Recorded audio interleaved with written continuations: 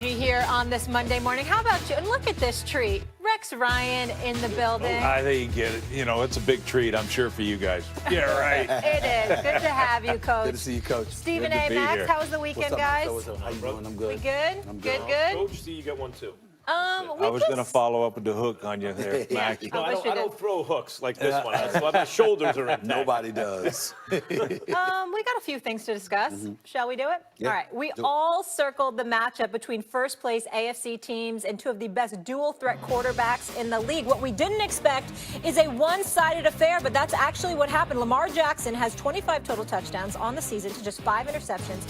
He's put up 788 rush yards through 10 games. Mark Ingram is all sorts of hyped up after that beatdown on yesterday.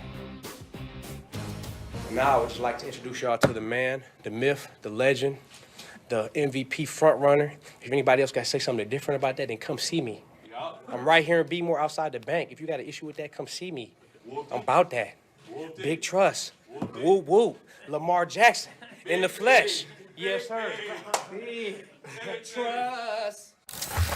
I'd rather throw on than running. You know, like I said before, since I'm a running back, you know, they're going to still say whatever they're going to say. But, yeah, we just going to keep doing us, you know, each and every week, keep building. It's a brotherhood going on here, and we just feeling great right now. Just keep it going. I didn't know Ingram was such a hype man. And how about that T-shirt? That's classic. Hey, right? I was on a USO tour with Mark Ingram. He is an unbelievable guy. The only thing that could tackle him was a dog that slammed him. But other than that, you know. But you know what's great, though? You see, when you're around special teams, man, they have it. They talk like this. And that's what you're seeing from this Baltimore And you see the Ravens energy team. and the chemistry. Max, I want to start with you here. Is Lamar Jackson the clear-cut MVP favorite? He is at this point, yes. Right now, if you had to give out the MVP, you have to give it to Lamar Jackson. Patrick Mahomes has missed time. Aaron Rodgers was up and down. And at one point, he was trending up, and he's not really in that conversation right now. And it's between, and by the way, Deshaun Watson was, but we saw what just happened. So it's between him and Russell Wilson. Russell Wilson's on a bye, so like we're thinking about Lamar Jackson right now. What Coach just said is true. What you see, what Mark Ingram's saying, that his teammates obviously love him. Like, does part of that have to do with the coach, the organization? Yes, of course it does. Right? Orlovsky can talk about the 3 tight end set, and Coach can talk about the organization and everything. All that stuff plays, it's a team sport, so all that stuff plays into the value of a given player, in fact. But his teammates love him. They're playing together.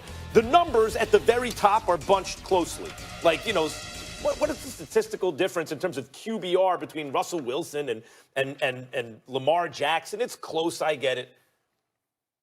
Lamar Jackson's team has been beating the brakes off teams. They've been getting better and better as the season goes on. The loss to the Browns, a funky kind of loss. I thought they might lose to the Browns. In fact, I called the Browns in that upset. You lose to the Chiefs in a close game earlier in the season. Again, when they're not the same team they are now. Got Marcus Peters, defense got better. But they just beat the living daylights out of the Seahawks, the Patriots, and the Texans. Yeah, only by a combined, 65 points or something? Russell Wilson, Tom Brady, Deshaun Watson, Lamar Jackson outshone them. He outshined them. He's been better than these guys. He is at this. And by the way, then there's an added dimension, and Stephen A., I'll give it to you. He's set the football world on fire.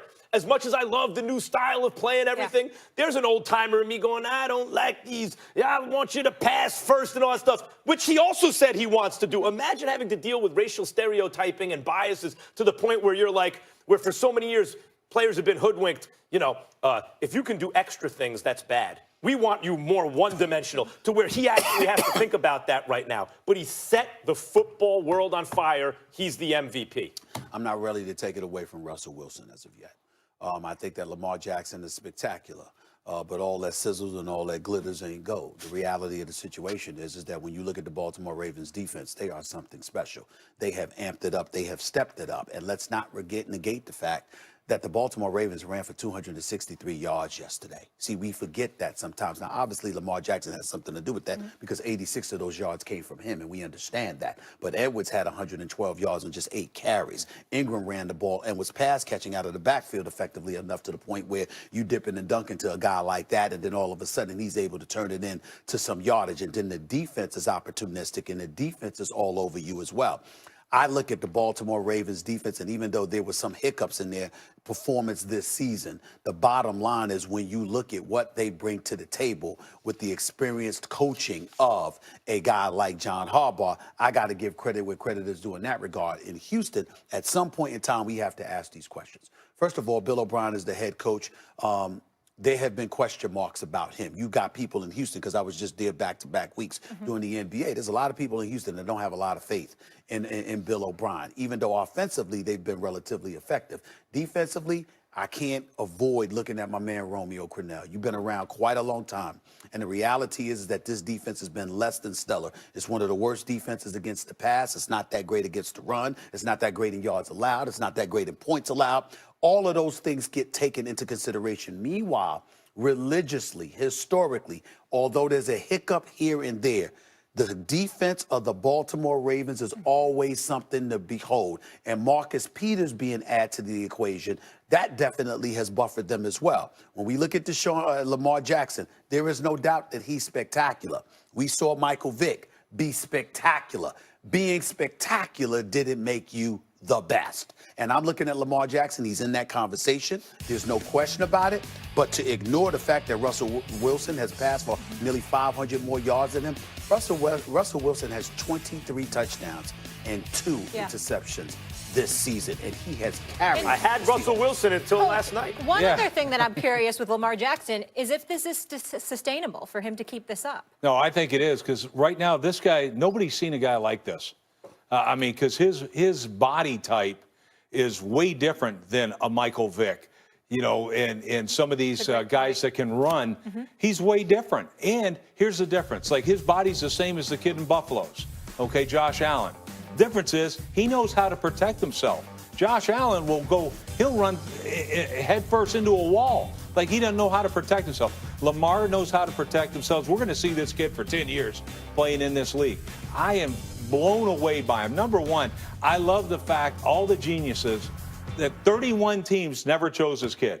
You know who took him? Ozzie Newsome. His last draft, he takes Lamar Jackson. Why? Show off. He's showing off. He's laughing. We all knew it. I knew Ozzie was going to take the kid. And the great thing is, he set the team up for years and years.